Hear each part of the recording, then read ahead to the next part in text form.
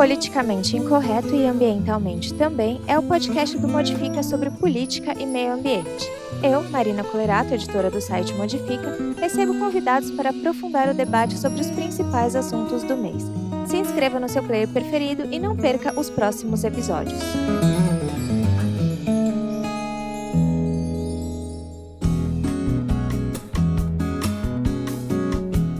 Politicamente Incorreto e Ambientalmente Também está de volta com um tema que parece dominar as nossas notícias, não importa em qual época do ano a gente esteja: a violência contra os povos indígenas. Trazemos para vocês um resumo do relatório de violência contra os povos indígenas do Brasil, com dados de 2019, que foi produzido pelo CIMI, o Conselho Indigenista Missionário. A lista de violações aos direitos indígenas é longa, então a gente recomenda que você se acomode em um espaço confortável, pegue um copo d'água e vem com a gente.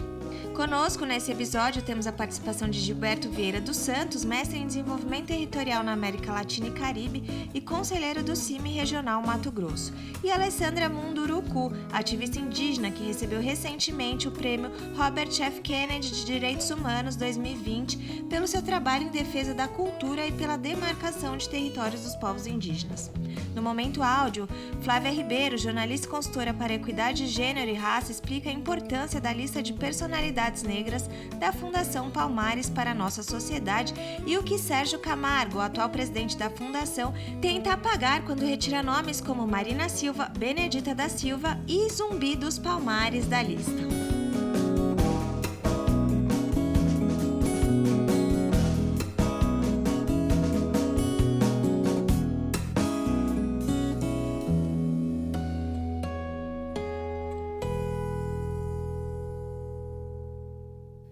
Anualmente, o CIMI reúne informações de todas as suas regionais para contabilizar e qualificar a violência contra os povos originários, mas também para revelar casos de exploração ilegal de madeira, desmatamento e invasão possessórias. São diversas violações divididas em 5 capítulos, sendo eles: a violência contra o patrimônio, violência contra a pessoa, violência por omissão do poder público e violência contra os povos indígenas livres e de pouco contato. O capítulo 5 é uma reflexão sobre conceitos de negação dos direitos indígenas, a integração do índio, a tutela e o vazio demográfico. Essa edição também apresenta artigos sobre temas específicos que, segundo o relatório, abre aspas, estimulam a compreensão dessa complexa e violenta realidade enfrentada pelos indígenas em todo o Brasil, fecha aspas.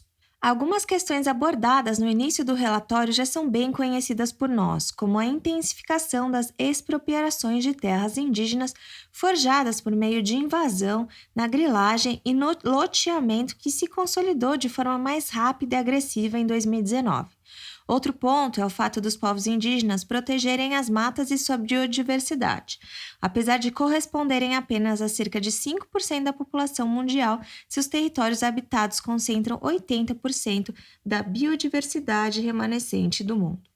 E é claro que, falando de 2019, não podemos deixar de lado as queimadas da Amazônia e do Cerrado, que são parte da limpeza de áreas de mata feitas, por exemplo, para empreendimentos agropecuários. De forma simples, essa rede funciona assim.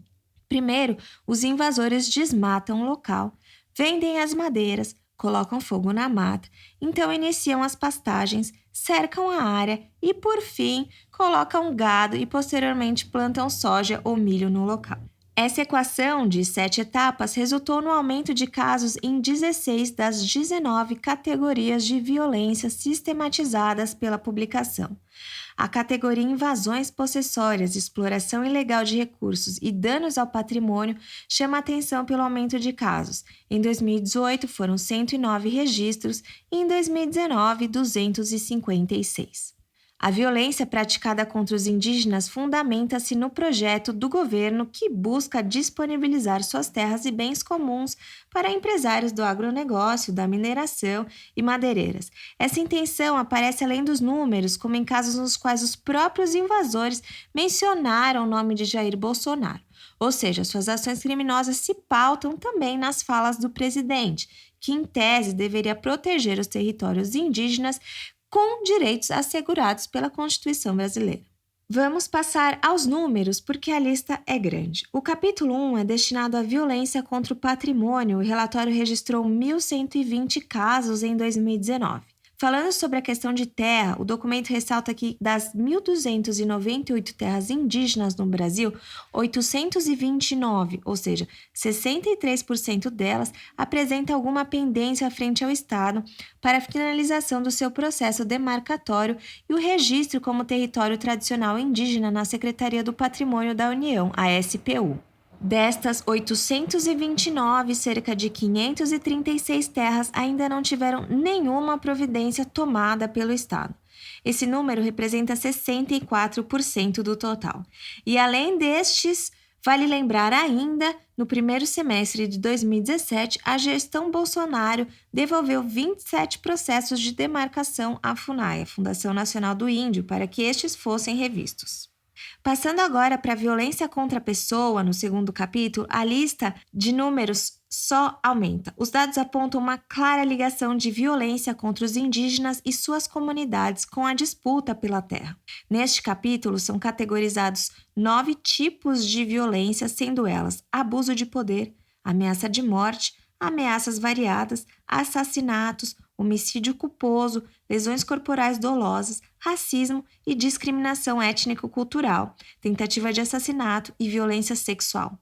Ao todo, foram 277 casos, 167 casos a mais do que 2018. Em meio a tantos dados que só aumentaram, temos um que diminuiu. O número de indígenas assassinados em 2019 foi um pouco menor do que 2018. Segundo a CESAI, a Secretaria Especial de Saúde Indígena, foram 113 registros frente a 135 do ano anterior, mas o número continua assustador. O capítulo 3 ressalta a omissão do poder público. Por meio da Lei de Acesso à Informação, o CIMI conseguiu dados parciais de suicídio e mortalidade na infância indígena. Foram contabilizados 133 suicídios em 2019, 32 a mais do que em 2018, sendo o maior número no estado do Amazonas, com 59 casos. Também houve aumento na mortalidade infantil, no qual são consideradas crianças até 5 anos. O número saltou de 591 em 2018 para 825 em 2019. Esse capítulo sinaliza também a desatenção do poder público com a educação, a saúde e as questões de dependência química dos povos originários. Alguns casos são levantados como exemplos dessa desassistência, como no Acre, onde indígenas têm dificuldade de morar nas aldeias porque não há políticas públicas nem atendimentos impostos da FUNAI. Eles acabam indo para as cidades em busca de uma vida melhor, mas lá encontram apenas mais precariedade. Muitos jovens são aliciados pela criminalidade e prostituição na tentativa de prover alguma renda para a família. Outro problema grave é o caso de consumo de bebida alcoólica, que tornou a imagem de um indígena embriagado pelas ruas e bares da cidade uma cena comum. Outro caso é a presença cada vez mais invasiva de missionários religiosos nas comunidades. Embora, por lei, eles não possam pregar nas aldeias, muito menos criar templos na floresta. A ação é proibida pela FUNAI, mas após a sucateação do órgão, pouco tem sido feito para coibir a prática. Sem assistência do Estado, os indígenas permitem a aproximação dos missionários que fornecem remédios, por exemplo, para obter a credibilidade das pessoas. Estes religiosos também não encontram dificuldade em retirar crianças das aldeias, atestando coisas como, por exemplo, exames na cidade e depois cortando completamente o contato entre a criança e a família. Nós costumamos pensar que estes conflitos se restringem na parte norte do país. A gente associa muito a Amazônia com o indígena, mas devemos lembrar que o Brasil é território indígena de norte a sul. E na parte sul também possui graves conflitos de interesses econômicos e políticos. No Rio Grande do Sul, onde os povos indígenas passaram por um processo histórico e brutal de desterritorialização e suas áreas foram cedidas a colonos alemães e italianos, em sua grande maioria, o relatório aponta a necessidade que famílias sentiram de resgatar seus ambientes de ocupação tradicional.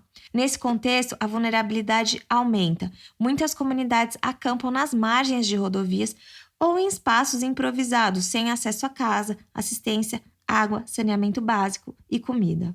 No capítulo 4, que trata da violência contra os povos indígenas livres e de pouco contato, o CIMI contabiliza no Brasil cerca de 116 povos indígenas isolados, dos quais 48 estão sofrendo com invasão por madeireiros, garimpeiros, grileiros, caçadores, pescadores ou extrativistas. Um ponto de atenção é na bacia do Rio Xingu, no Pará, onde o desmatamento explodiu em 2019 na terra indígena Ituna-Itatá, que tem restrição de uso apoiado por uma portaria da FUNAI devido à presença de um povo indígena isolado. Segundo o Instituto Socioambiental, o ISA, houve um aumento de 656% do desmatamento nessa área, em comparação a 2018.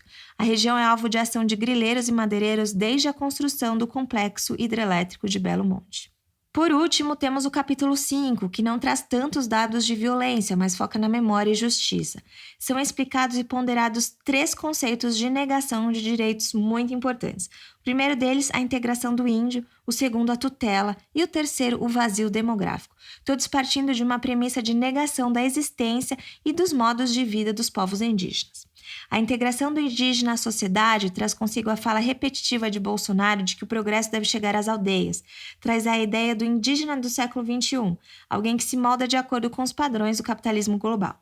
A tutela diz respeito à ação do Estado, ou órgão competente, e na forma como estes tomam decisões pelos indígenas ao invés de escutar suas vontades, considerando saber o melhor para eles. Já o vazio demográfico é explicado como a ideia de que a Amazônia é um espaço pouco habitado, desconsiderando as inúmeras nações indígenas distintas e o contingente camponês que já ocupa a floresta. O capítulo percorre também como decisões do atual governo têm afetado os povos originários e também volta um pouco no tempo, trazendo fatos históricos, como a apuração feita pela Comissão Nacional da Verdade sobre as violações do Estado brasileiro contra as populações indígenas entre 1946 e 1988. Para entender melhor sobre o relatório, recebemos Gilberto Vieira dos Santos, mestre em Desenvolvimento Territorial na América Latina e Caribe, compõe o Conselho Estadual de Direitos Humanos de Mato Grosso e é membro do Conselho Indigenista Missionário, o CIMI, desde 2004. Primeiro de tudo, agradeço a sua participação de estar aqui com a gente conversando sobre esse assunto que é tão importante e tão urgente, principalmente nos tempos que a gente está vivendo, né? E, Gilberto, você é de uma regional específica do CIMI, né? Você quer compartilhar um pouco conosco como é que é o envolvimento das regionais para a elaboração desses grandes relatórios? Bom, antes de mais nada, muito grato pelo convite. Acho que importante espaço da gente trazer essas informações. Bom, o CIMI ele está organizado nacionalmente em 11 regionais e mais o Secretariado Nacional. Isso é importante para a gente entender como que nós fazemos o levantamento dos dados, né? Esses regionais eles estão espalhados em praticamente todo o território em termos de cobertura, né, com sedes maiormente nas capitais. E aí, todo o trabalho de levantamento das informações, ou boa parte dessas informações, elas são feitas a partir das nossas equipes, que atuam diretamente com os povos indígenas nos estados, né, e essas equipes reportam essas informações às sedes dos seus respectivos regionais. Eu, por exemplo, atuo na sede, na coordenação regional do CIMI em Mato Grosso. Então, a nossa sede fica em Cuiabá, nós temos equipes que atuam com praticamente 13 povos no estado de Mato Grosso. Então, essas equipes vão fazendo ao longo do ano o levantamento dessas informações e nos enviam. Nós também fazemos, tanto em nível nacional quanto nos regionais, o levantamento das informações que de repente não nos chegaram através das equipes, mas são divulgadas em jornais, em rádios, praticamente na internet, hoje que tem um acesso em parte dessas informações. Nós fazemos essa pré-sistematização e enviamos esses dados para a equipe, né, que atua na sistematização dos dados gerais. Então, essa é a atuação mais direta das equipes, justamente no que diz respeito à realidade mais específica, né, mais concreta das comunidades, porque a gente sabe que nem tudo sai na mídia, nem tudo é divulgado em jornais ou na internet. Então, é extremamente importante essa atuação mais direta das equipes. Nós temos algumas pessoas, inclusive, que moram nas aldeias, né, ou outras que fazem parte de equipes volantes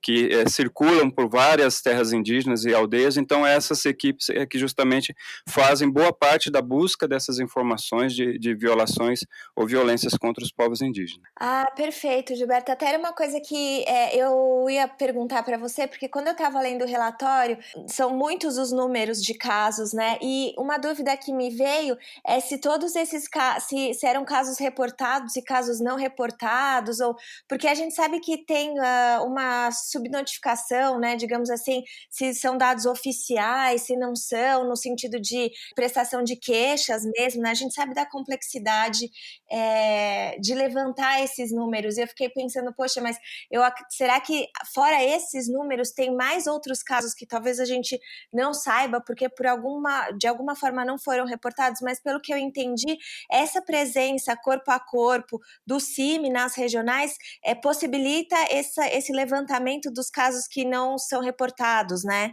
Exato, mas evidentemente, olha, eu citei a nossa atuação mais direta entre 13 e 14 povos no estado de Mato Grosso, que é o exemplo concreto que a gente está trabalhando aqui. O Mato Grosso são pelo menos 47 povos indígenas, embora nem todos com as suas terras demarcadas. Então, nós temos um levantamento feito a partir dessas equipes, que por si só já é limitado, e é inclusive uma das questões que a gente sempre tem reafirmado, é que o nosso levantamento, né, e a publicação, evidentemente, como resultado desse levantamento, ela não é um retrato fiel da realidade. A gente imagina e tem praticamente certeza de que muitas violações que são cometidas, muitas violências que são cometidas contra os povos indígenas, né, não só no estado do Mato Grosso, mas em outras regiões, sequer são sabidas, né, porque não são divulgadas, e nós, evidentemente, por essa limitação até pessoal, né, no que diz respeito a número de pessoas e o limite do acompanhamento, né, a não todas as realidades dos povos,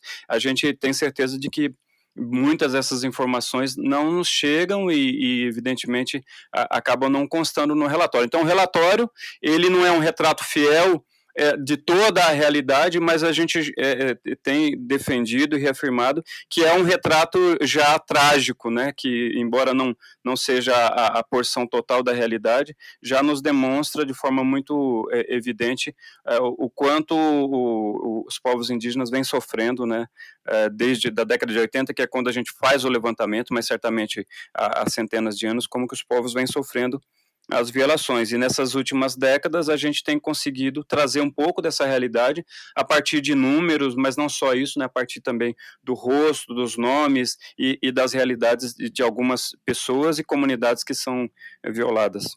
Não, eu acho que a gente, enquanto jornalista, também vê, é muito valioso, né? Porque senão é como se a gente ficasse no escuro, né? De não ter uma base, não ter uma referência a quem recorrer, né? Para entender essa problemática, que, como você falou, é claro que talvez não seja a totalidade, mas com certeza já serve para a gente ter a dimensão da questão, né? Do problema e inclusive também dos caminhos que a gente tem que tomar enquanto sociedade para sair dessa situação, né? Que isso, inclusive, é a minha segunda pergunta, assim. Neste processo de documentação das violências, eu acredito que vocês também acompanham e conseguem perceber ou ver a organização dos povos para combater, né? Ou para se proteger de alguma forma. Tenho certeza que não é uma violência aceita pacificamente, né? É um embate. Então, eu queria que, se você tiver algum exemplo, assim, de como as comunidades indígenas estão se articulando, principalmente, mas não só, mas acho que nesse momento muito delicado, contra esse monte de ataques e desmontes que propiciam ainda mais o avanço da violência e das violações de direitos. Então, é super importante isso que você levanta, porque para a gente é extremamente também relevante entender que essas violências, essas violações, encontra uma passividade dos povos, há uma resistência, inclusive em alguns casos, né, eu poderia citar aqui o exemplo que ganhou repercussão internacional, que é do Paulo Paulino, Guajajara, que foi assassinado, aliás, ontem completou um ano, né, 1º de novembro, que é um caso justamente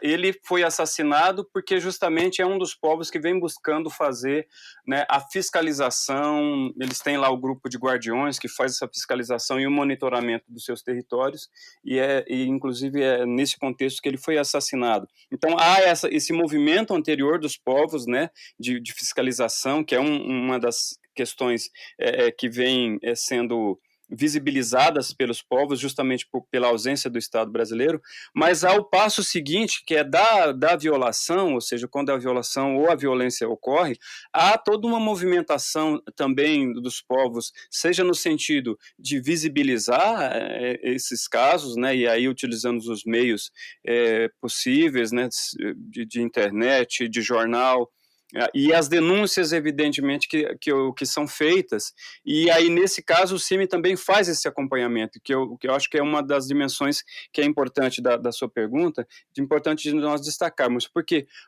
muitos desses casos, é lógico que não todos, mas muitos desses casos que são tratados no nosso relatório, eles são acompanhados pelos regionais do CIMI, quando há, por exemplo, denúncias apresentadas ao Ministério Público Federal, em alguns casos, inclusive, o CIMI tem um assento na ONU, e nós, em muitas dessas situações, né, principalmente desde o início de 2019, isso se intensificou com o governo atual, nós temos reportado a esse espaço, principalmente a Comissão de Direitos Humanos da ONU, mas também a Relatoria Especial para Povos Indígenas, nós temos reportado essas situações, apresentado as denúncias, e, lógico, sempre isso é feito com a participação do povo que está sendo violado, ou de algum povo que leva para esse ambiente internacional a situação mais geral dos povos indígenas. Então, é muito importante isso, né, e as comunidades que são violadas têm buscado, sim, formas não só de minimizar esses casos de violação, quando há, por exemplo, esses casos específicos de invasão dos territórios, e aí a partir das suas organizações tradicionais, ou se criando, inclusive, novas formas de fiscalização, como esse caso dos guardiões, que é um fenômeno, vamos assim dizer, que nós encontramos em vários povos, mas são justamente formas que esses povos vão criando de combater essas invasões, mas também de visibilizar, né, os casos, por exemplo, de descaso na saúde, de omissão do poder público com relação às políticas públicas. Então, é importante que a gente entenda que o relatório, ele é um instrumento, e ele, enfim, se busca ser assim, né, um instrumento de visibilidade dessas violações e violências, mas também é um instrumento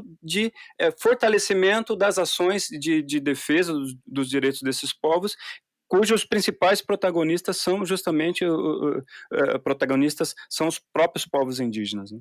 É muito importante a gente ter essa dimensão, né, para não ficar naquela ideia de que é uma violência que encontra os povos passivos, muito pelo contrário. Acho que isso que você falou, principalmente da divulgação, talvez, me corrija se eu estiver errada, Gilberto, mas eu vejo que a gente teve, né, esse grande prejuízo nos últimos anos, principalmente desde 2016, com as políticas de desmonte e tal, mas, por outro lado, também muito mais, e isso está sendo cada vez mais pautado, pelo que me parece, né? Acho que, como você falou, pelo uso das redes, pela maior, talvez, número de veículos que hoje a gente tem que estão dispostos a realmente mostrar essa realidade, ao mesmo tempo que me parece que tivemos um regresso em vários pontos, essa coisa da mobilização e da articulação mais próxima com a sociedade civil no geral, parece que está andando, assim, está mais alinhado. Eu não sei qual que é a sua percepção disso, se eu estou pensando correto, mas vejo um movimento maior, né, de união entre os povos originários com a sociedade civil, seja pela internet, seja pelas redes sociais, jornais, pelos veículos pequenos, médios, mídias especializadas, enfim, você tem algum vislumbre assim de coisas positivas que aconteceram nesses 2 anos, assim? Olha, Mariana, com certeza, a sua visão certamente não está equivocada, e essa é uma percepção que eu tenho e, na realidade, eu pude, inclusive, comprovar isso a partir do acompanhamento. Eu trabalho com povos indígenas desde 2004, e é muito claro para mim que o movimento indígena, que foi, inclusive, vamos assim dizer, elemento de uma dissertação que eu busquei redigir o ano passado, justamente focando o movimento indígena, desde 1974, quando aconteceu a primeira Assembleia de Povos Indígenas, né, que inclusive foi no Mato Grosso, era a primeira Assembleia com um grupo pequeno de povos, a gente vai acompanhando como que o movimento indígena foi se articulando ao longo das décadas e como que ele foi ganhando corpo, e a gente vê essa primeira Assembleia lá com menos de 30 pessoas, e a gente vê uma grande mobilização, como acontece a cada ano, infelizmente esse ano por conta da pandemia não ocorreu, que é a mobilização nacional indígena, que é o acampamento Terra Livre, né, que o acampamento Terra Livre é a parte mais, vamos assim dizer, numérica, né, a gente teve nos últimos anos mais de 4.000 indígenas em Brasília, fazendo manifestações, atos políticos, incidência política nos espaços públicos, né, no Congresso Nacional, junto aos setores do judiciário. Mas nesses espaços fica muito evidente como que a sociedade, primeiro, passou a conhecer muito mais da realidade dos povos indígenas, né, de ver, inclusive, porque é isso, a gente tem um processo de negacionismo desses povos hoje muito forte, mas esse construto de décadas, né, do movimento indígena, de trazer suas pautas para a sociedade, de fazer manifestações públicas, de visibilizar as violências que eles têm sofrido, mas também de trazer a beleza que né, esse cuidado que eles têm com as terras indígenas, e isso, inclusive, agora nesse período de pandemia, a gente vê a quantidade de lives, né, que tem lideranças, mulheres e homens indígenas, trazendo um debate para a sociedade, né, a gente vai vendo como justamente esse posicionar-se dos povos indígenas,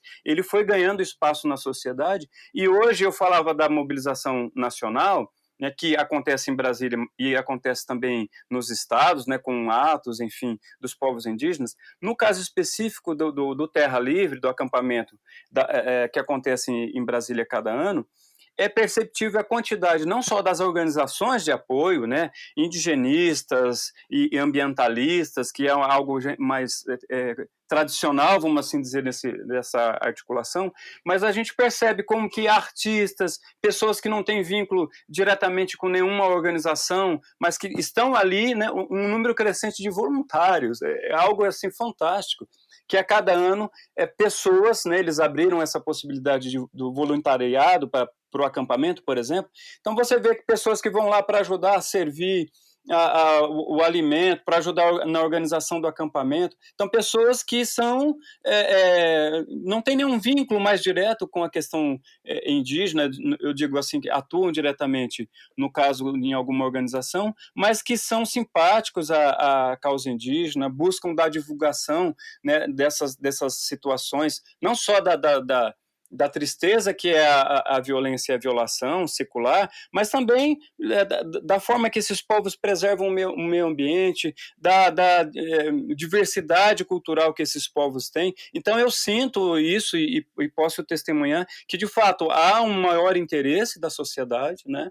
Houve uma pesquisa, inclusive, feita há uns 3 ou 4 anos, que mostrava essa simpatia da sociedade em geral com relação aos povos indígenas, e eu atribuo, pelo menos grande parte disso, justamente a essa movimentação que os povos indígenas, né, a partir das regiões, mas também nacionalmente, foram intensificando. Então, hoje, dificilmente alguém, a não ser que não olhe nada da internet, não veja a TV, esteja, sei lá, em que lugar do Brasil, que possa desconhecer o fato da existência dos povos indígenas. Então, acredito que isso é um movimento importante, né? E claro que isso precisa ser intensificado, e espaços como esse, né, do politicamente incorreto, mas e todas as possibilidades que a gente tem de trazer a pauta dos povos indígenas e a sua realidade é extremamente importante para que a gente possa ampliar ainda mais esse conhecimento.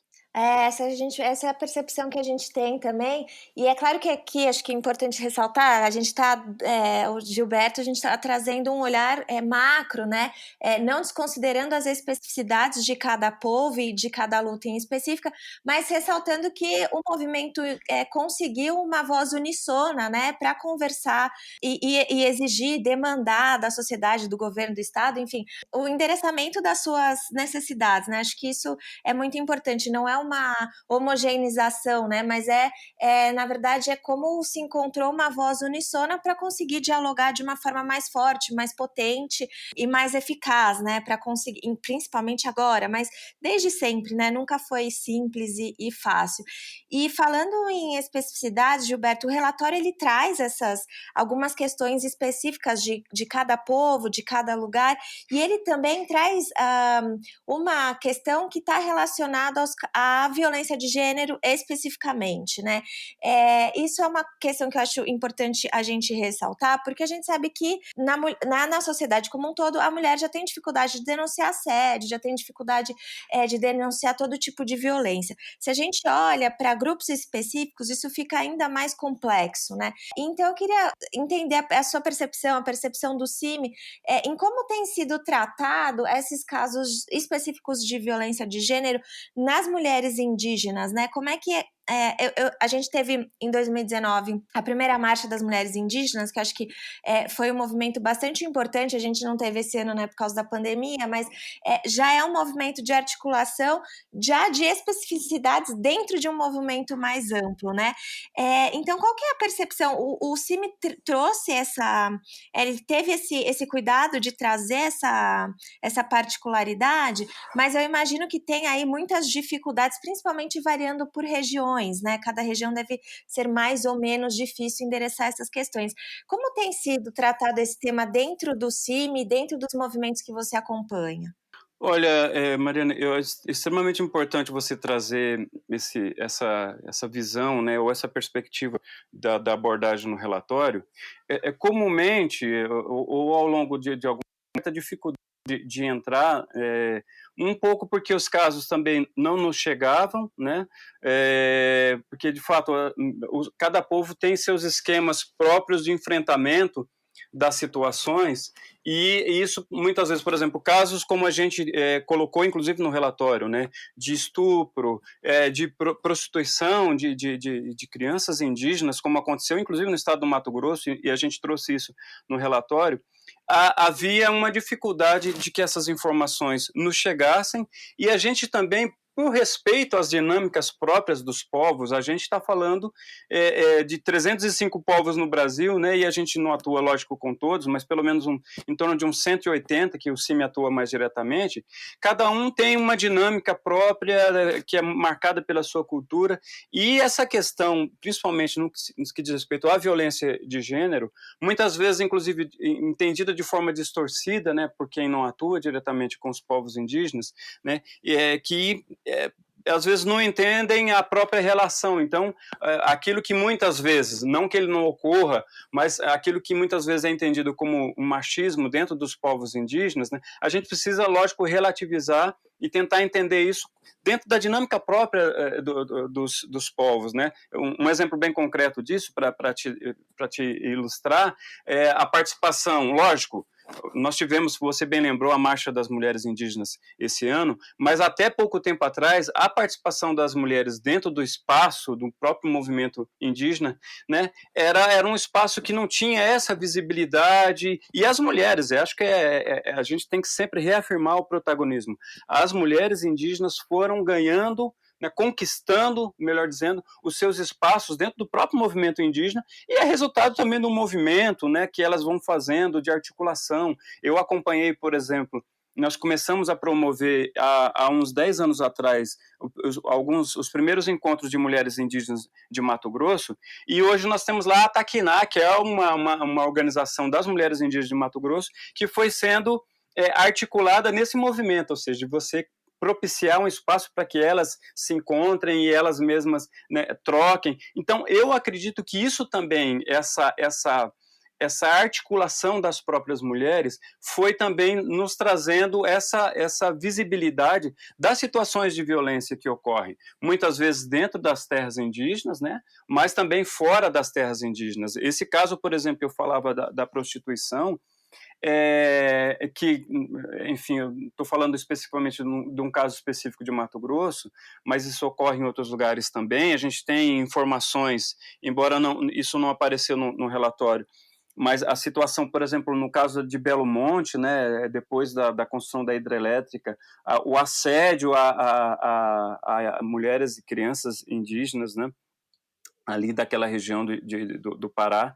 Então, mas nesse caso específico, demonstra de como que a sociedade, lógico, os homens não indígenas, como continuam vendo as mulheres indígenas, né? Essa coisa da exploração que é secular, né? A gente não pode esquecer, e as mulheres indígenas, não é à toa que elas falavam nossos corpos, né, nossos territórios naquela marcha, é que justamente esse corpo e esse território que é o corpo da mulher indígena, ele foi secularmente violado, né? Os estupros, que é algo que precisa também ser visibilizado. E nós estamos buscando ali no relatório justamente com esse cuidado, sempre respeitando as dinâmicas dos povos, né? Mas no processo de buscar que isso cada vez mais se torne visível, demonstrar que sim, né, as mulheres indígenas seguem sendo violadas, e especificamente por serem mulheres, né, e lógico, por serem indígenas também, há esse conjunto de situações e de fatores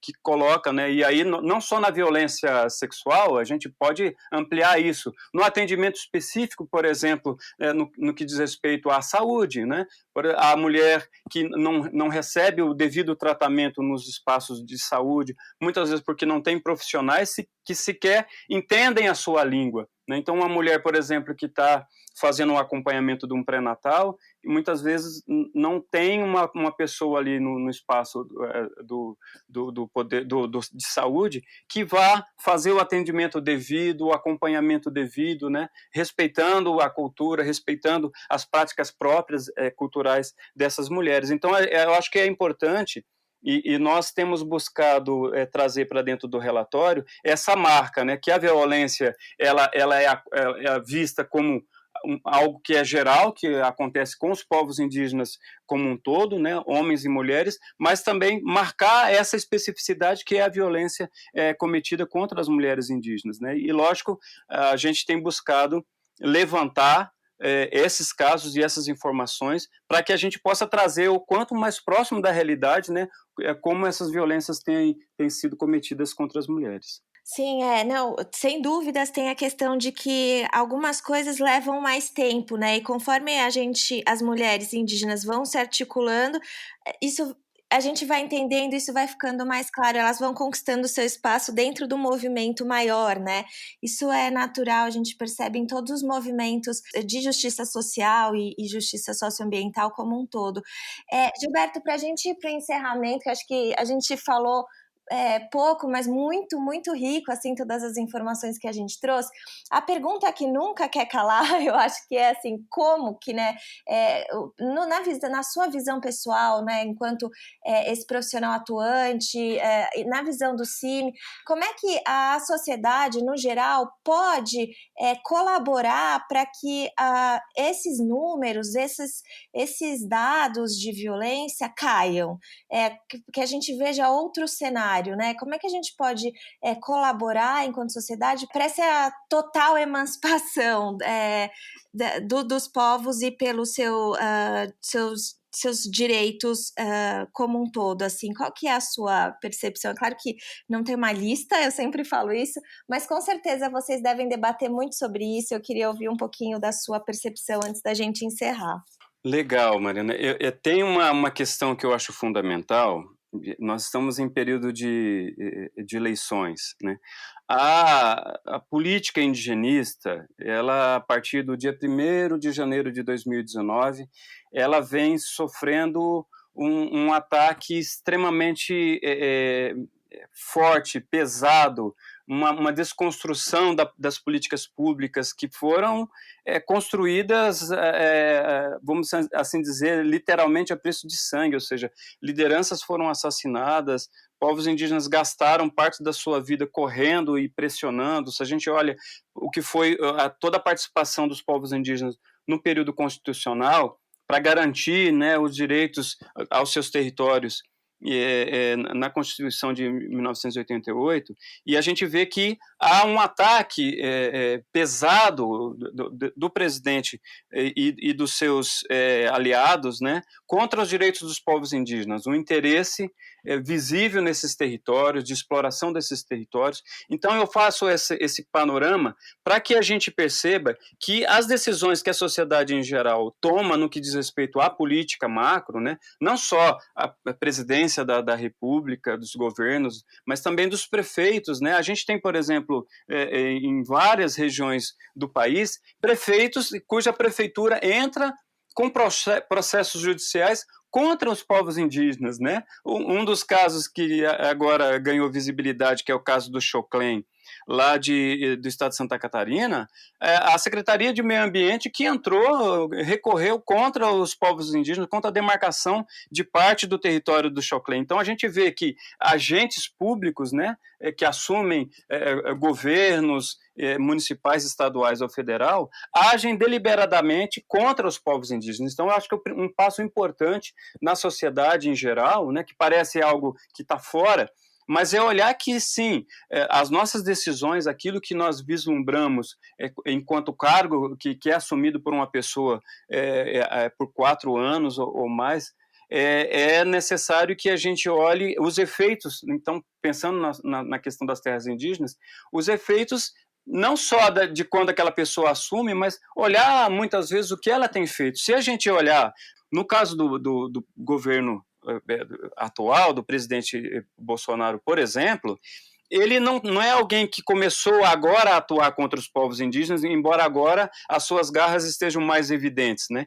Já em 1992, ele já apresentou no parlamento um instrumento que é o PDC, né? Que é a proposta de decreto que é feito a partir de cada parlamentar. Ele apresentou um desses, que era de número 170, contra a recém-homologação da terra indígena Yanomami, por exemplo, que a gente sabe que é uma terra que foi demarcada naquele período e até hoje sofre ataques, né, de garimpeiros, enfim. Então, é alguém que já vinha atuando contra os povos indígenas, é alguém que prometeu em todo o seu período de campanha que não demarcaria nenhuma terra indígena, é um governo que a gente é muito marcado. Eu queria trazer, Mariana, um dado muito concreto que eu separei porque a gente precisa visibilizar. No ano de 2018, nós tivemos a gente trabalha no relatório que são os casos de invasão e danos ao patrimônio.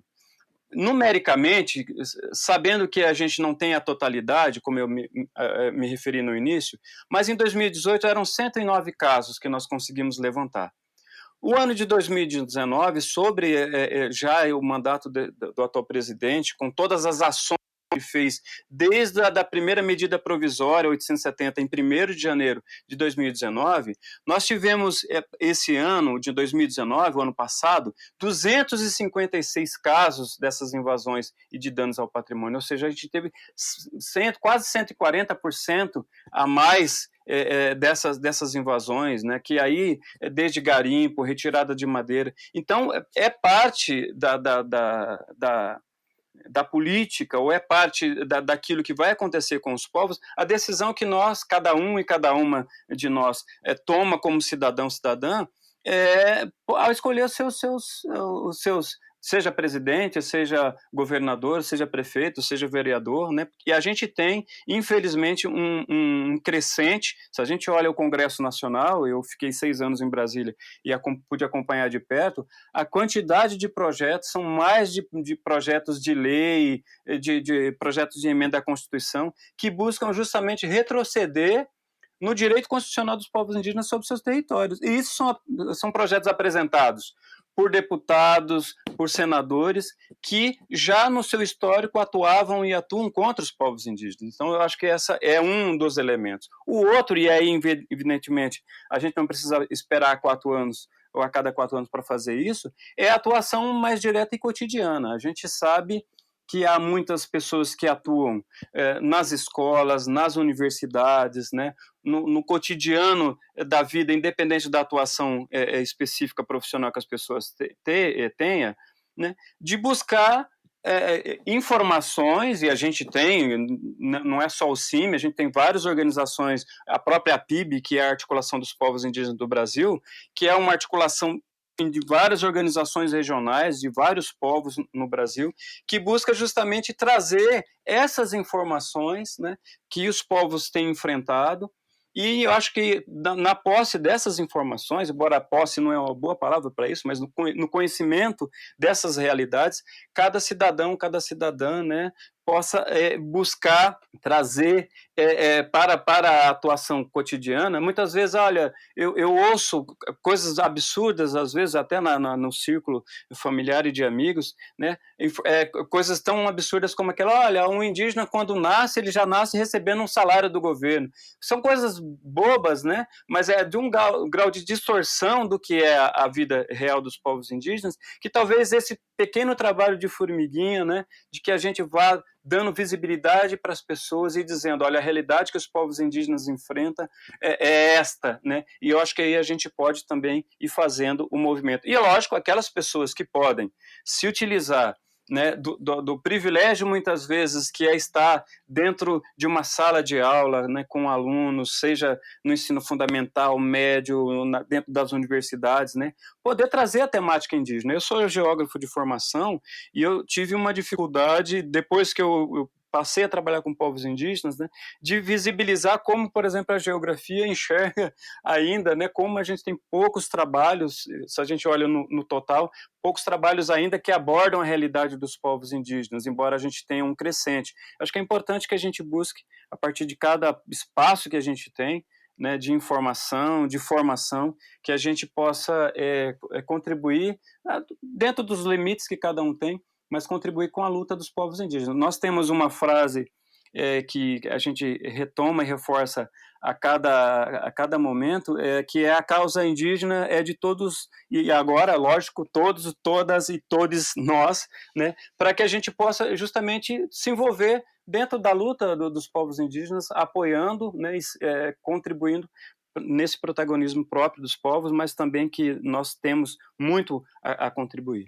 Ah, ótimo, Gilberto. Acho que isso fica muito claro, que às vezes as pessoas se sentem desmotivadas, né? Naquele sentido de que soterradas pela realidade que a gente sabe que não tá lá essas coisas, né? Mas nos seus exemplos fica muito claro que há muitos meios, né? Da gente olhar para isso e atuar com os povos nesse sentido, né? E tem uma coisa que talvez valha a gente ressaltar antes de encerrar, é que as comunidades, os povos também estão se articulando, né?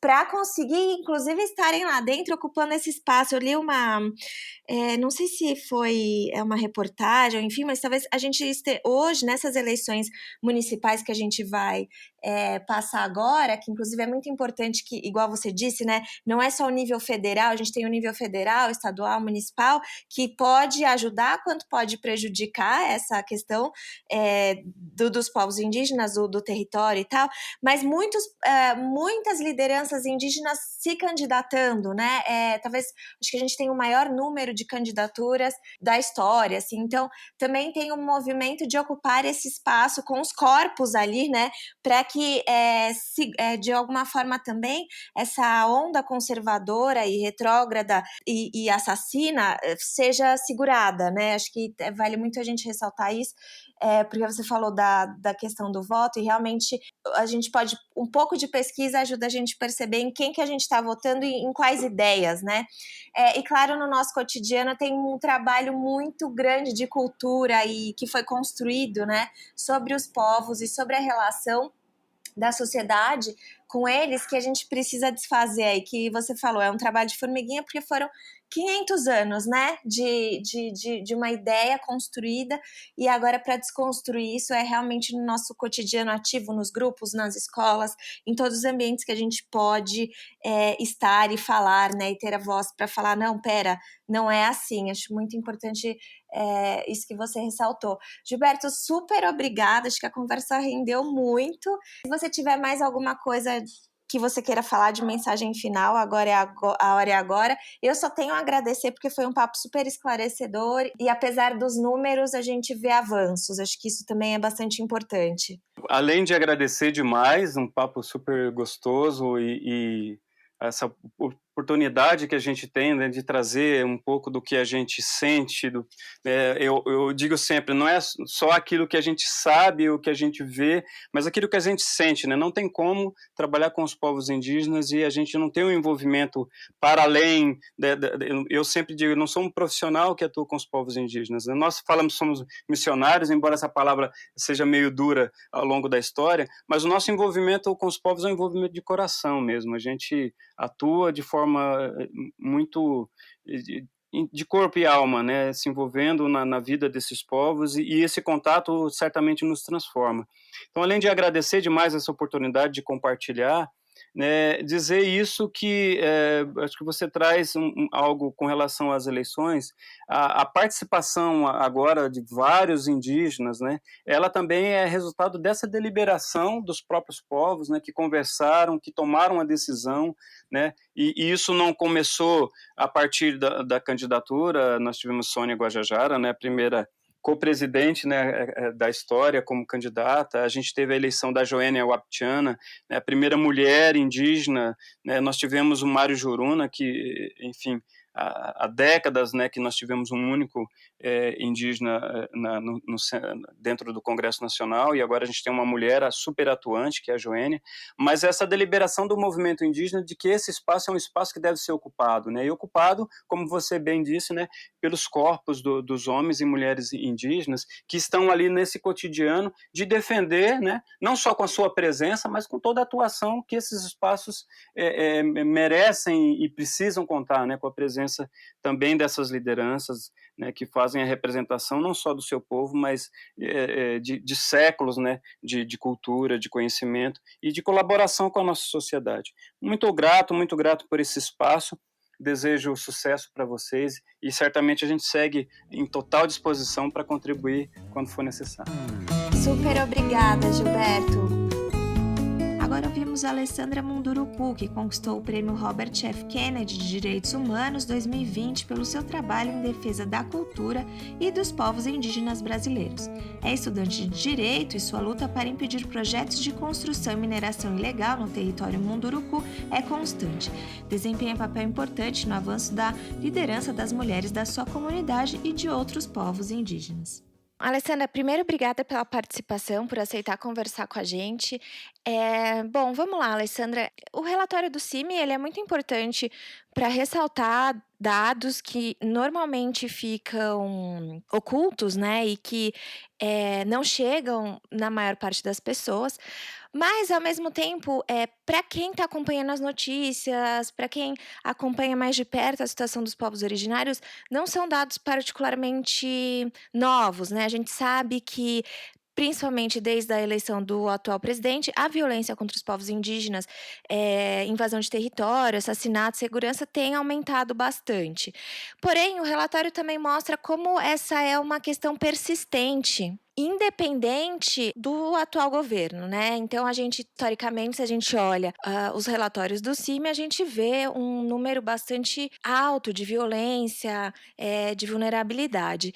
Nesse sentido, Alessandra, eu queria que você comentasse um pouco, primeiro da sua região especificamente, a gente está falando ali do Tapajós, que é uma região bastante sensível, mas também de o que mudou entre um governo e outro, como é que essa situação ficou, e o que não mudou, o que é persistente, historicamente falando, na situação dos povos originários. A gente sofre bastante, né, desde até mesmo com o governo passado, a gente já sofreu bastante. A construção da Belo Monte, a gente vem sofrendo com os impactos, né? O impacto não é só quando constrói, mas também quando anuncia, né, que vai construir grandes projetos que pode alagar seu território. Esses são os impactos. Você não fica mais na sua casa, você tem que sair da sua aldeia para ir para a cidade, para ir para Brasília, conversar com os governos. E também na época do passado, a gente sofreu muita pressão quando não queria demarcar o território, né? Principalmente eles queriam fazer a usina hidrelétrica São Luís Tapajós.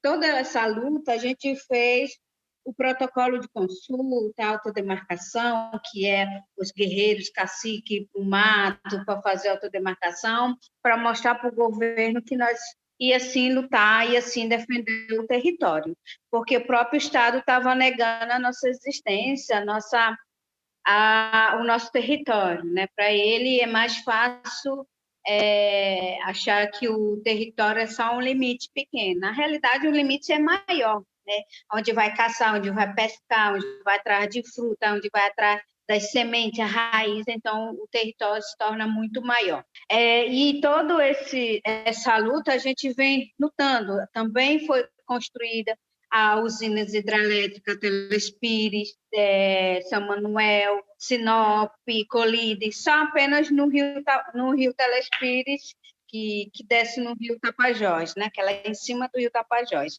entre o rio Telespires e o rio Juruema, que a gente fala que os rios são como uma veia, né? Quando afeta um lá em cima, também nós sentimos impacto aqui embaixo. E lutamos tanto pelo locais sagrados, né? Que a gente sempre costuma consultar os pajés para entrar na floresta, e isso não foi respeitado pelo tanto escrito, pelas cartas que a gente fizemos, mesmo assim nunca foi respeitado. E a partir do momento que quando entrou esse governo, quando ele não era presidente, quando ele falou assim, não vou demarcar nenhum centímetro de terra, a gente já sentiu que não ia ser bom para a gente, porque a gente sabia que a gente estava brigando pela demarcação do nosso território. E a gente teve que lutar, né? No ano passado, a gente foi para Brasília, tentar conversar com os governos, falar para eles qual era a importância do território, falando das invasões, mas, infelizmente, eles não ouvem, né? Eles não escutam a gente, eles só escutam se for a pessoa for para destruir o território, como garimpo, mineração, soja, hidrelétrica. Ele quer pessoas que tenham a favor da morte, não pessoas a favor da vida. E isso a gente vem sentindo um impacto muito grande, né? Mas a gente não perdeu a esperança, a gente não. A gente sempre fala que nós resistimos mais de 520 anos. Não vai ser 4 anos que não vai nos matar totalmente, né? Ele pode até nos negar nossos direitos, a nossa terra, os direitos ao rio, mas a gente vai lutar e persistir sempre. E o que mais incomoda o governo, porque a gente não abaixa a nossa cabeça. A gente nunca vai abaixar nossa cabeça, a gente nunca vai entregar nosso território, mesmo que alguns parentes são contra a gente pela fala do próprio presidente, quando ele fala não vai demarcar nenhum território, que o índio tem direito a explorar, isso ele não incentiva, como se diz assim, vocês têm direito ao território originário. Infelizmente, ele incentiva a invasão dentro do território. E a gente sentiu isso, as invasões piores, quando foi tirado o recurso do IBAMA, do CNBio, quando a gente viu os ataques, né, pelas pessoas do meio ambiente, que lutam pela defesa do meio ambiente, a gente sentiu isso. E nós sentimos mais quando chegou a pandemia no nosso território. E a gente teve que lutar para sobreviver. A gente teve que correr atrás, né, pedir apoio, fazer campanha, ajuda de apoio para levar respiratório dentro do território. A gente levou também vários alimentos, né, limpezas, então, máscara, a gente levou álcool gel, a gente conseguiu esses apoios, porque a gente estava tentando esperar pelo governo, mas, infelizmente, quando ele dizia era apenas uma gripezinha, que o pessoal tinha que sair, e aí a gente tentou né, a gente conseguiu se isolar. Mas, infelizmente, o governo não estava nos ajudando, não. Eu achava que eles odiavam só os indígenas, mas não foi isso. Ele odeia a gente negra, ele odeia quilombolas, ele odeia pessoas pobres, né? Então, ficou mais difícil de sempre a gente, principalmente a Associação das Mulheres, a Associação de Coordenadora Pariripe, a gente teve que trabalhar em conjunto, né? A gente teve que trabalhar para proteger o nosso território, o nosso povo. E é isso que ele queria, né? Tomar o território para conquistar, né? Para achar que os índios iam morrer tudo por causa do vírus, já que não tinha cura, e aí tomar o território, que é interesse do governo quando ele disse que a Amazônia está à venda, principalmente para os Estados Unidos. E a gente vem sempre acompanhando, né? E eu não costumo falar o nome dele, porque a gente sempre fala que coisa ruim a gente nem pretende estar falando, porque traz uma energia negativa, e a gente tem que trazer coisa boa. Mesmo assim, a gente indo para as aldeias, orientando, fazendo cartazes, até mesmo na língua munduruku, a gente conseguiu levar. Mesmo assim, nossos parentes foi, como somos quase aproximadamente 14 mil munduruku, a gente ainda perdeu liderança, né? Eu perdi tio, perdi caciques, então a gente foi muita tristeza. Então, ao mesmo tempo eu falava, nossa, se nós tivesse ajuda de líderes, de pessoas falando, fique isolado, mas a gente não teve, né? A gente fala, se nós tivesse sentado, esperado, nosso povo tinha morrido, né? Então a gente não ficou só sentado nem lamentando, a gente teve que ir para a luta mesmo, orientando. E aí nossos parentes, quem, principalmente quem morreu foi quem foi para a cidade. E aí a gente começou a orientar de não ir para a cidade, sempre se curar na aldeia, e o que salvou mesmo o povo foi a natureza, foi a raiz, foi a folha. Então, o povo se curou das raízes da floresta, mesmo que o governo não gosta da floresta, mas a floresta deu a cura.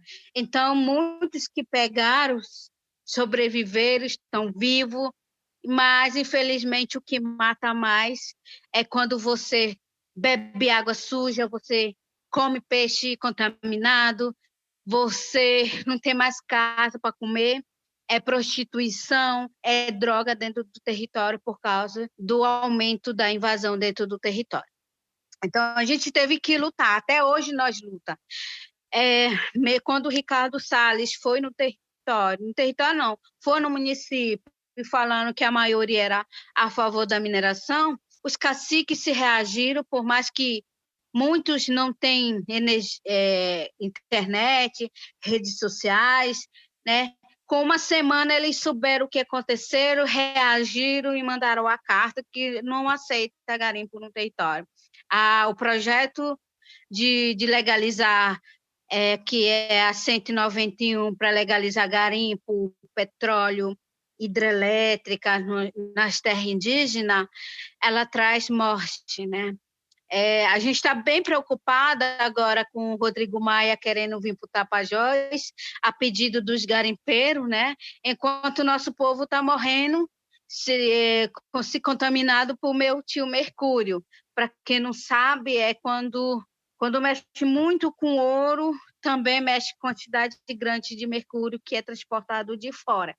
E muito que chega aqui são ilegal, né? Que eles vendem avião, que às vezes dentro do território tudo é clandestino, helicóptero tem dentro do território, e são só de gente empresária, até mesmo pessoas públicas como o prefeito, deputado, esse povo que quer a legalização do garimpo. Eles sempre, quando eles querem a legalização do garimpo, é porque eles querem a nossa morte, enganando com cesta básica, com combustível, mas a gente que está na frente da luta, sabendo que quer a vida, que quer continuar salvando o povo, a gente não aceita, a gente vai continuar.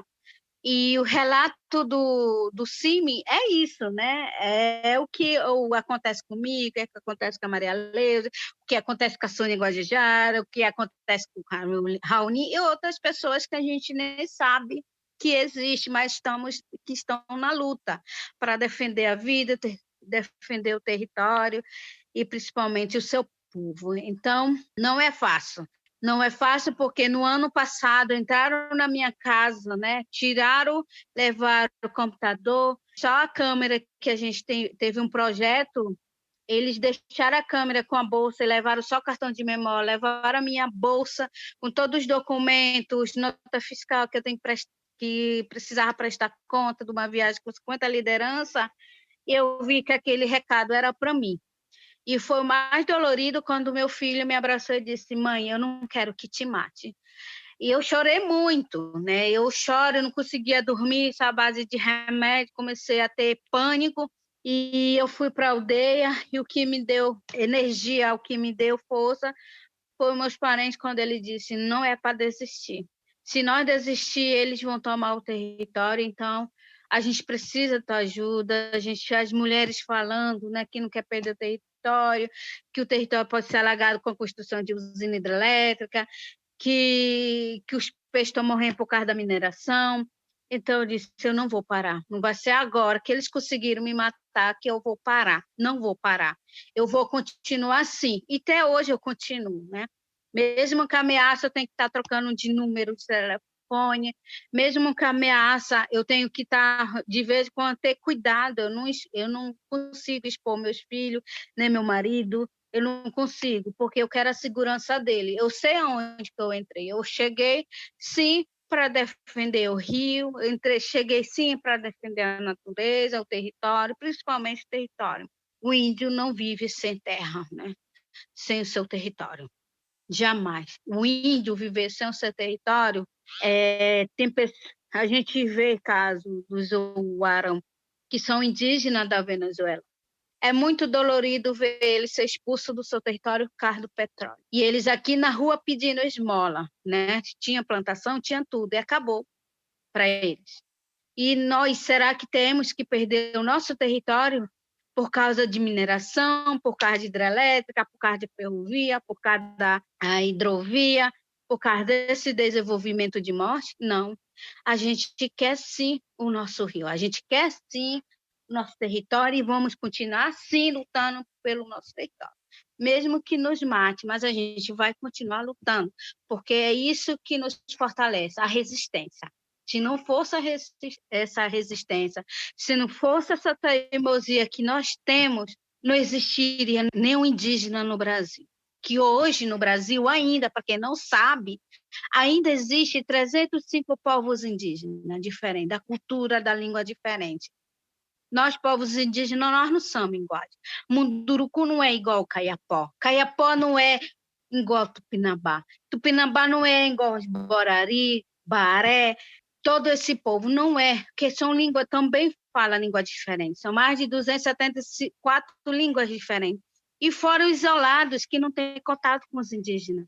Que os isolados estão lá, que não têm contato, tem 114 povos isolados. Imagine.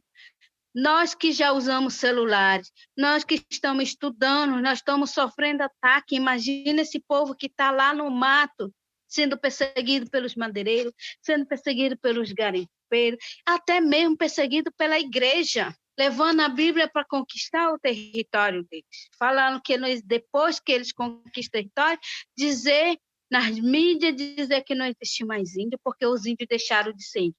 Nunca o índio vai deixar de ser índio.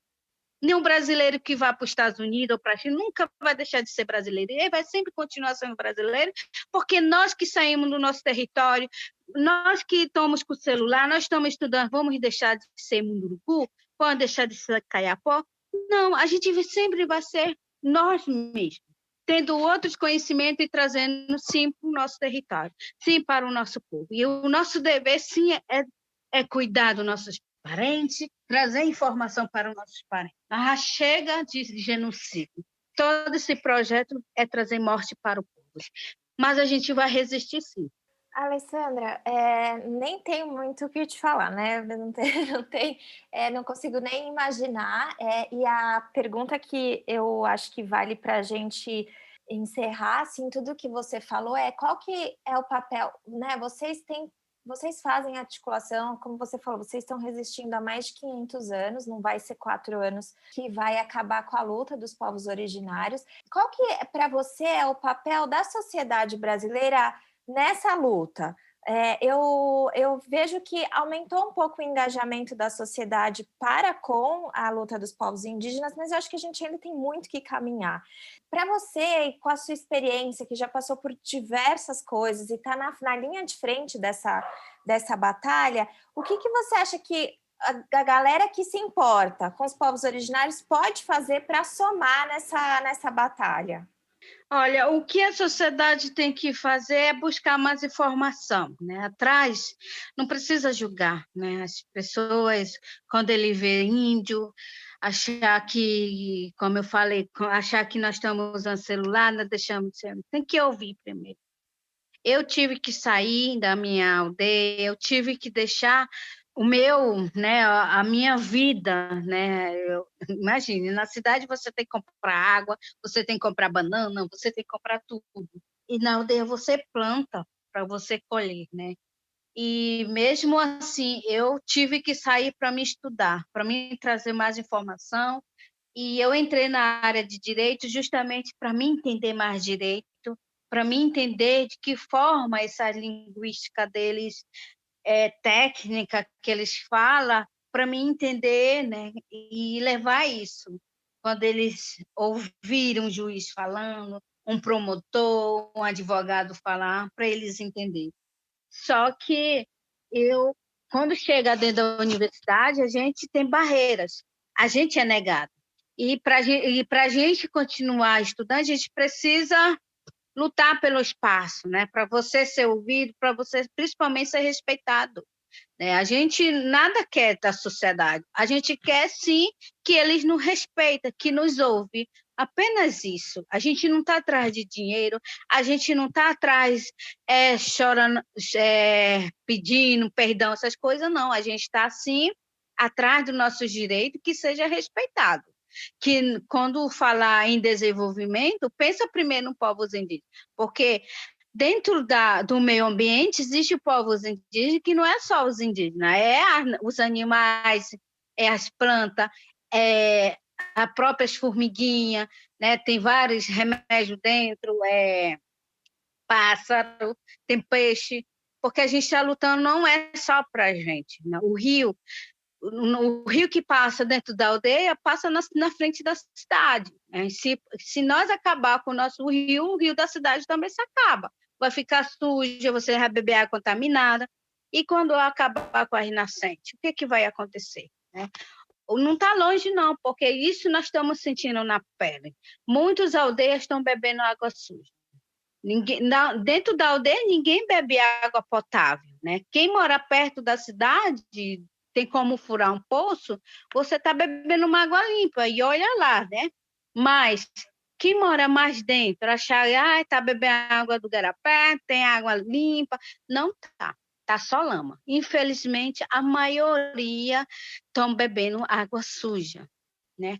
Água só lama, né? Peixe contaminado pelo mercúrio, e a desmatação que está acontecendo, esses buracos enormes que a máquina está abrindo, ela tá nos matando aos poucos, né? Não só mata só a lei no papel, nos mata você tá destruindo, sendo cavado buraco, desmatando, plantação de soja para cair, quando joga veneno, esse veneno cai no rio, esse veneno cai nos garapé, e a gente, muitas vezes, quando a gente vai atrás de pessoas para nos ajudar, para colocar pelo menos cisterna dentro das aldeias, porque cisterna não pode só fazer aonde é o lugar deserto, também nós precisamos.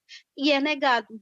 A gente tem um projeto, né, da Saúde e Alegria aqui de Santarém, a própria FUNAI negou de eles fazer esse trabalho dentro do território, porque a gente está cansado de pedir pela prefeitura, a gente está cansado de ir atrás do Estado, do governo federal, e eles nos negam. Então, a gente fica procurando para as pessoas, para ONGs, que muitos deles odeiam ONGs, mas é o único que traz projeto para a gente dentro do território, né? Tem coisas ruins, sim, mas tem pessoas boas, sim, que ainda defendem o território, ainda acredita que o mundo pode ser melhor. E eu acredito, sim, que existem pessoas boas que estão ouvindo do outro lado. Sim, com certeza, Alessandra. Acho que o que fica da tua mensagem é que, bom, primeiro, o sempre que é votar certo, né? O mais certo possível, ou menos pior possível, porque ficou claro que você deixa muito claro que é uma trajetória de muitos anos, não é algo exclusivo desse governo. Porém, esse governo piorou muito e tornou isso ainda mais difícil, e aí juntou a pandemia, e aí foi um descaso total. Enfim, foram uma série de fatores que foram se agravando, né? E o segundo ponto é uma coisa que a gente sempre ouve, assim, que é a questão das pessoas se informarem, entenderem a diversidade dos povos originários, a importância, o que eles fazem, quem eles são, a questão de preconceito e racismo que tem em cima dos povos originários, como é que a gente trabalha para se livrar disso, né, na sociedade brasileira. E, por fim, acho que você deixou claro também que as ONGs fazem um papel importante articulando dentro do território as necessidades que vocês têm. Eu só tenho a agradecer, eu acho que você foi super direta e eloquente para colocar os pontos. Acho muito importante ter alguém como você conversando com a gente sobre a questão dos conflitos que apareceu pelo relatório, né? O nosso grande tema aqui é o relatório do CIMI, mas a gente sabe que exatamente são várias ameaças, são vários conflitos, muitos até não documentados no relatório, porque ficam subnotificados, não tem como ter acesso a todas as informações, e como você mesma falou, os povos isolados, né? O quão agora eles estão ainda mais vulneráveis nesse momento. Mas acho que você deixa uma mensagem importantíssima para todo mundo que está ouvindo, do que a gente pode fazer e de como que a gente pode se engajar, e mais importante, da situação real, né? Do cenário real de como tá a ameaça, como tá a água, como tá a comida, como tá o território em si, que está cada vez mais sufocado, né? Cada vez mais contaminado, e a gente precisa cada vez mais se articular mais rápido para que as coisas não se agravem. Acho que a gente tem que ficar muito atento e tentar trabalhar sempre no apoio. É isso que a gente vê. Enquanto mídia, a gente vê por esse lado também. Quando a gente consegue conversar, e por isso que a gente insistiu muito para conversar com você, é uma oportunidade da gente conseguir trazer a fala, assim, sabe, para mais pessoas, para as pessoas que estão ouvindo. Então, se você quiser acrescentar alguma coisa, a hora é agora, mas se não, foi ótimo, você falou super bem. Eu nem precisei fazer perguntas, porque você já foi falando tudo que eu ia perguntar. Eu só apenas quero agradecer essas oportunidades, essas falas, a gente ter esse espaço, né, para nos ouvir, né? Muitas vezes a gente fala tanto, a gente grita e muitas vezes nós não somos ouvidos, né? E esse momento, assim, a gente está tendo falado muito, né? Acho que é por isso que quando tem esse espaço, a gente é muito ameaçado, né? Fala, a Alessandra está denunciando, a Maria Alice está denunciando, o Cacique já está denunciando, mas a gente não liga, não. A gente é importante que as pessoas nos ouvem e tem que saber a realidade, o que se passa dentro do território, né? Não só os povos indígenas, os quilombolas também estão sofrendo o mesmo processo igual a gente. Povos tradicionais, né? Quebradeira de coco, e outro povo que muitas vezes não são mencionados, mas estão na luta para defender o território. Com certeza, eu imagino que é um desafio e se colocar numa situação de muita ameaça, mas ao mesmo tempo é a única alternativa que restou, né? Falar sobre e denunciar mesmo para que as coisas realmente mudem. Chegamos agora no Momento Áudio. Dessa vez temos Flávia Ribeiro, jornalista e consultora para a equidade de gênero e de raça, que nos explica a importância da lista de personalidades negras da Fundação Palmares para a nossa sociedade.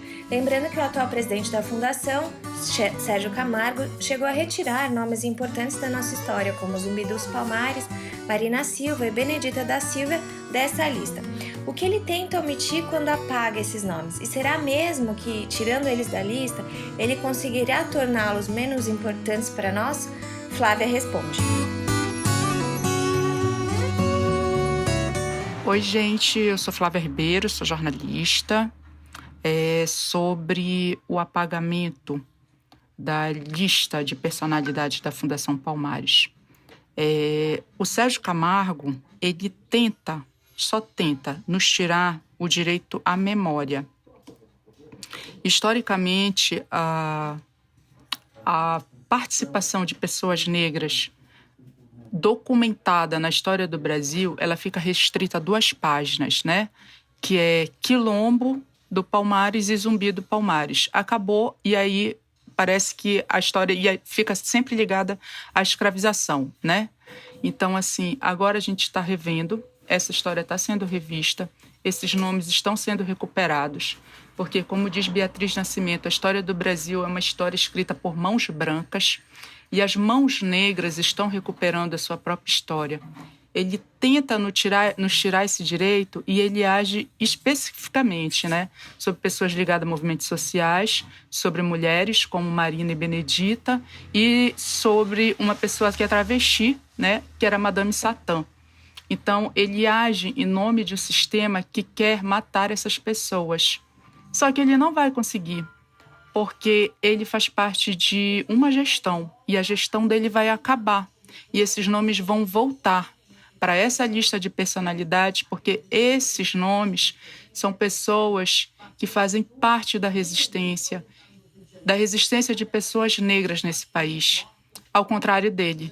Então, assim, sim, é uma coisa grave, mas sim, a gente está ciente de que esses nomes existem, a gente sabe da participação dessas pessoas.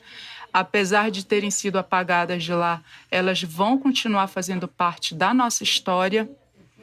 E ele não vai conseguir tirar isso da nossa memória, porque a gente já tem isso. Então, ele vai passar e esses nomes vão ficar, porque são os nomes que realmente precisam ser lembrados. O dele vai ser apagado. Este foi o Politicamente Incorreto e Ambientalmente Também, podcast do Modifica, que pauta política e meio ambiente. Não esqueça que estamos em todos os tocadores de podcast e também no site modifica.com.br. Acompanhe as nossas redes, colabore com o nosso Catarse e nos vemos nos próximos episódios. O podcast Politicamente Incorreto e Ambientalmente Também é uma produção do Modifica, gravado no estúdio Reampim, em São Paulo. Se você gosta de ouvir este e nossos outros podcasts, não esqueça de assinar o Clube Modifica. Colaborar financeiramente com o jornalismo independente é a melhor forma de manter nosso conteúdo livre de paywall e com cada vez mais qualidade. Lembrando que quando você colabora com o clube, você remunera uma série de profissionais que fazem o Modifica acontecer.